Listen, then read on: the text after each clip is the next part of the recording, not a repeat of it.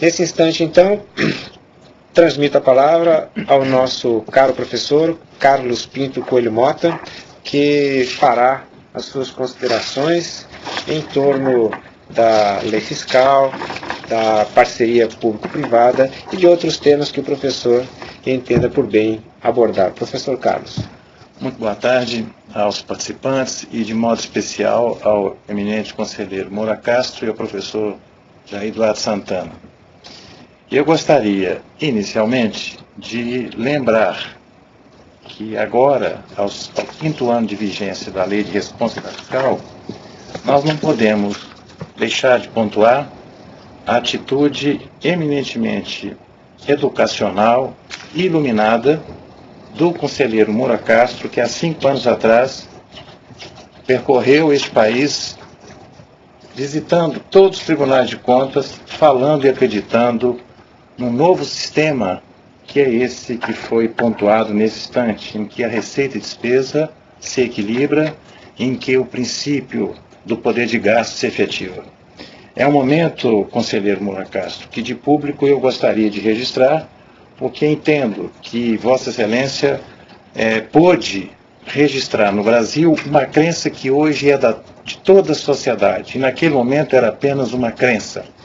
Crença essa que se converteu em efetividade através de ações que, a meu ver e meu sentir, mudaram a estrutura de contratação no país. Portanto, eu gostaria de pontuar agora, se me permite o professor Jair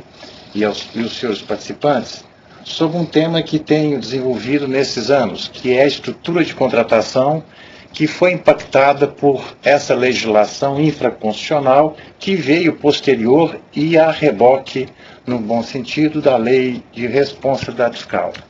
Coincidentemente, no dia de sua sanção, publicou-se a medida provisória 2026, que era a medida provisória que tratava do pregão, com o objetivo de racionalização de custos. E essa medida, posteriormente, se transformou em Lei 10.520, que é hoje praticado em todo o país, trazendo às licitações um mecanismo de racionalidade. A meu ver, o ponto que deve ser ainda lembrado é que neste período de transição entre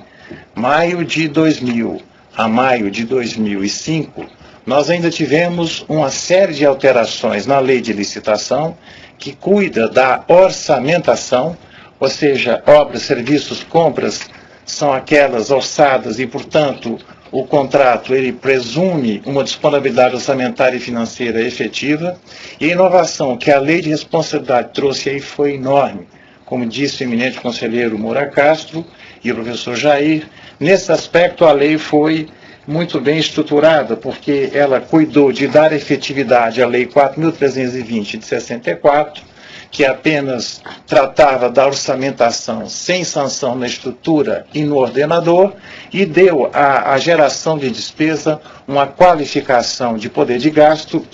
em que a informação é acompanhada de uma declaração para o exercício daquela contratação e, por via de consequência, dando credibilidade ao sistema de disponibilidade orçamentária e financeira. Um outro aspecto que eu gostaria de salientar nesse passo foi o caminhar da execução orçamentária, que é a efetividade do artigo 1º ao 10º da Lei de Gestão Fiscal, que trata da LDO, LOA e PPA, leis essas orçamentárias cuja efetivação foi tratada pela Lei de Responsabilidade Fiscal através de 2 instrumentos extraordinários que a sociedade brasileira precisa deles conhecer, que é o relatório de execução orçamentária, que trata da execução, a exemplo da Lei 4.320, e o relatório de gestão governamental. Esses instrumentos que mediram e medem a conduta administrativa do poder de gasto orçado, bem como o poder-dever da administração do planejar, como bem disse o professor Jair Eduardo Santana, é examinado, e aí entra, a meu ver, a grande renovação da conduta dos tribunais de contas que responderam positivamente a este desafio, que é fazer com que a execução orçamentária acompanhe a gestão de governo, ou seja, extrair do papel o princípio de que o planejamento público no país precisa ser efetivado. Noto com muita alegria que os tribunais de contas, tanto o TCU como o nosso Tribunal de Contas do Estado de Minas Gerais, já estão perquirindo planos de governo, fazendo com que saia do papel o romantismo dos princípios, ou seja, já que o planejamento é meta de governo, ele tem que ser efetivado. O conselheiro Flávio Regis, nessas iluminadas informações que pontuava em maio de 2005, dizia que o que ele via de mais importante na Lei de Gestão Fiscal era o princípio da continuidade, do artigo 45. E parece que esse princípio está começando agora a ser efetivado. Ainda anteontem, o próprio Tribunal de Contas da União decidia que o custo da administração pública, que é um dos princípios da Lei de Gestão Fiscal, deveria ser efetivado. Bom, vários aspectos, outros eu poderia ainda lembrar da Lei de Gestão Fiscal, na estrutura de contratação de orçamentação, mas gostaria de destacar a última alteração processada nessa estrutura, que é a Lei 11.079, a chamada Lei de Parceria Público-Privada, que é exatamente um mecanismo do direito comparado, sobretudo baseado nos estudos da legislação de Espanha e Portugal, eu poderia dizer isso. É um instituto que viabiliza a ação de conduta administrativa para planos de investimento e, portanto, do PPA, e por via de consequência, em decorrência da própria Lei de Responsabilidade Fiscal, em razão do largo endividamento do Estado, como se referia o eminente conselheiro Moura Castro, e possibilitando que a iniciativa privada participe como parceiro com ônus dessa contratação. É um momento ímpar da história do direito brasileiro, porque nós teremos uma mudança profunda na concepção de concessão no Brasil, já que teremos 3 tipos de concessão: a concessão patrocinada, administrativa e comum. Teremos a mesma abrangência desta lei, que é transitiva direta e tal qual a Lei de Responsabilidade Fiscal, ou como a Lei de Licitação, norma geral e, por via de consequência, aplicável a toda a esfera federativa. A abrangência, portanto, das 3 leis de licitação, de responsabilidade de PPA e, de PPP são idênticas, todas atingem o universo da federação. A lei de licitação trata da orçamentação e a lei de parceria trata, na expressão do professor Antônio Apombeiro, um eminente analista português, de desorçamentação, ou seja, é quando o Estado não tem disponibilidade e o particular assume esse compromisso de tocar o serviço em seu nome e à conta do seu risco. A grande questão é em torno do contrato de parceria ser um endividamento inconsequente para a administração pública. E aí entra, a meu ver,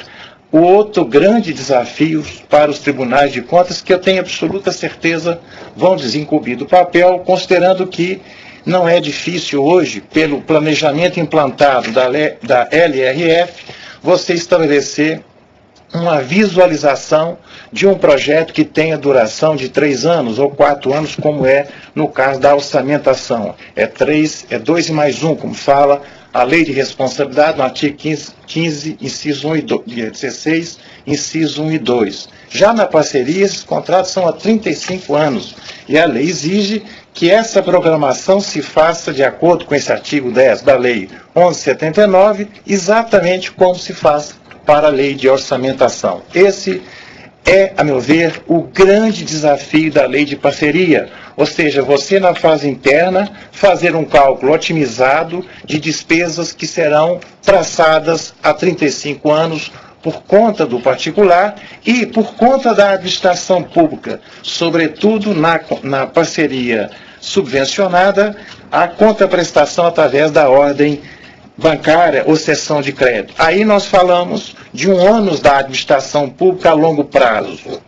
Experiência essa que, a meu ver, no direito brasileiro é bastante questionável. A nossa tradição com contratos de longa duração não são tão comuns assim, embora no passado, na área de energia elétrica, nós tenhamos tido experiências extraordinárias. Portanto, é um desafio enorme de executar um processo de parceria público-privada sem deixar um esqueleto para a administração que se segue. Advertida mais uma vez a tese da continuidade referenciada em todas as conferências do passado pelo eminente conselheiro Moura Castro, a meu ver, antevendo exatamente essa dimensão ética da administração pública brasileira. Mas, enfim, o que eu diria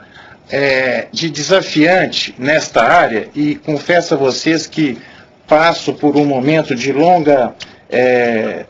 reflexão sobre esse tema, é exatamente como a estrutura da administração brasileira, sobretudo na área de licitação e contrato, vai dar resposta a esses contratos de parceria de 35 anos, que é a fase interna devidamente preparada e, sobretudo, estudo de viabilidade técnica, com cálculo de probabilidade e, sobretudo, reflexo no poder de gasto dos orçamentos que se seguem. Eu tenho para mim, professor Jair e eminente conselheiro Moura Castro, senhores e senhoras participantes, que é neste ponto a lei de parceria público-privada que não foi ainda experimentada neste país. A experiência que se tem em Minas Gerais, até agora, é de lançamento no projeto de construção do centro administrativo. No âmbito federal, fala-se em ligação de determinado ponto do território nacional via parceria. A lei tem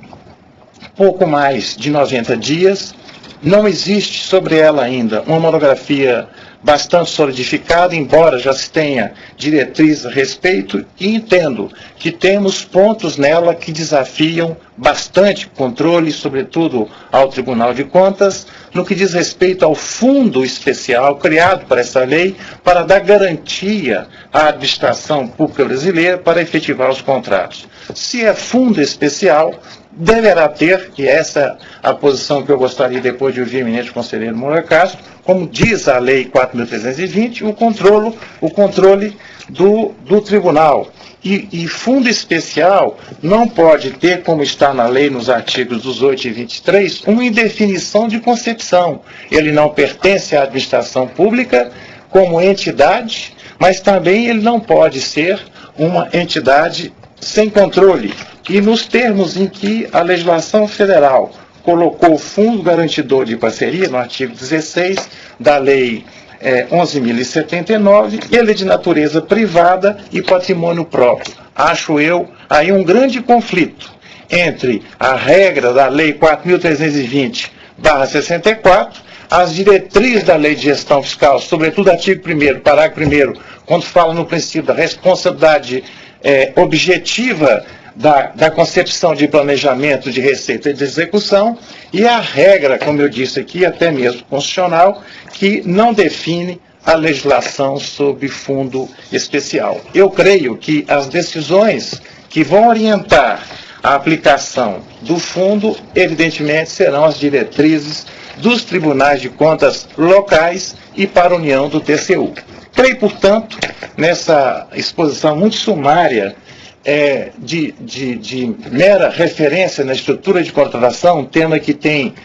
me desafiado muito nos últimos tempos, lembrar-lhes de uma certa afirmativa que ouvi logo no início da Lei 101, que dizia que era uma lei ilegal, imoral e que engordava, e, sobretudo, que não resistiria a possíveis inconstitucionalidades. Pois isso não aconteceu. A verdade é que aqueles que eram terrivelmente contra essa lei, hoje entendem que é uma lei que precisa ser reestudada, aplicada e efetivada. O Supremo Tribunal Federal, depois de examinar várias solicitações de inconstitucionalidade, apenas 4 artigos, o 9º, 3º, o 12º, 2º, 23º e 23º da LRF, foram suspensos. Os demais permanecem em vigor.